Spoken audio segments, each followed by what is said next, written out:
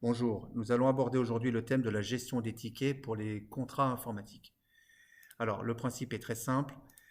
Nous allons d'abord visualiser de quelle manière ça se présente dans un contrat. Donc, lorsque je suis dans un contrat informatique, j'ai ici une nouvelle zone qui apparaît.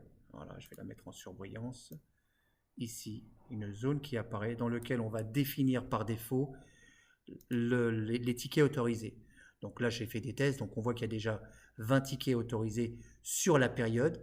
Donc la période, bien évidemment, encore une fois, c'est toujours la fréquence attachée au contrat, hein.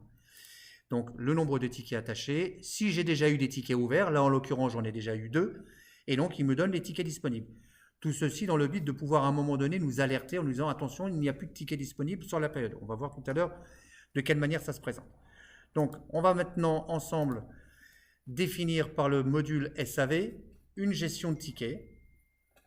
Voilà, on va tout simplement ouvrir le module. Ça, je vais effacer les petites bullettes là, qui ne me servent à rien. Voilà. Donc, je vais appeler la société Capasoft, sur laquelle je fais des tests. Capasoft, j'ouvre un ticket. Et donc là, comme d'habitude, il me proposera dans la liste de mes contrats, mes différents contrats informatiques ou copieurs. Là, en l'occurrence, je vais lui demander d'ouvrir un ticket pour cette machine. On verra pour un deuxième cas dans la suivante. Donc, je double-clique sur ma ligne pour bien indiquer que c'est ce contrat-là qui est attaché à ma machine, à mon ticket, pardon. Je valide.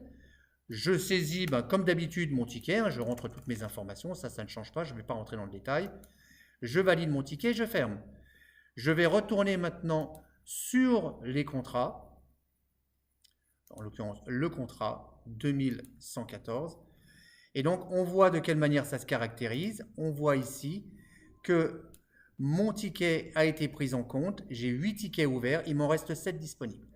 Alors, comment le système fonctionne lorsque je n'ai plus de tickets disponibles? Eh bien, c'est très simple. On va reprendre le même exemple. Je vais toujours sur Capasoft. Je crée mon ticket, mais cette fois-ci, je vais prendre la deuxième machine pour laquelle je sais que je n'ai plus de ticket disponible. Je vais enregistrer. Et donc, manque de pot, je me suis trompé. Ah oui, parce que j'en ai rajouté, excusez-moi, c'est de ma faute. Donc, je vais le faire manuellement. Je vais lui en mettre combien j'en ai? 3 tickets. Voilà, je vais lui en mettre 3, comme ça on sait qu'il n'y en aura plus disponible. Autant pour moi. Hop, je recommence. Je recrée mon ticket. Et je resélectionne ma ligne. À partir de là, vous voyez, le système m'alerte en me disant le nombre de tickets définis dans le contrat à échéance est épuisé. Voilà, donc ça veut dire que je ne peux pas affecter de tickets sur cette machine. Voilà.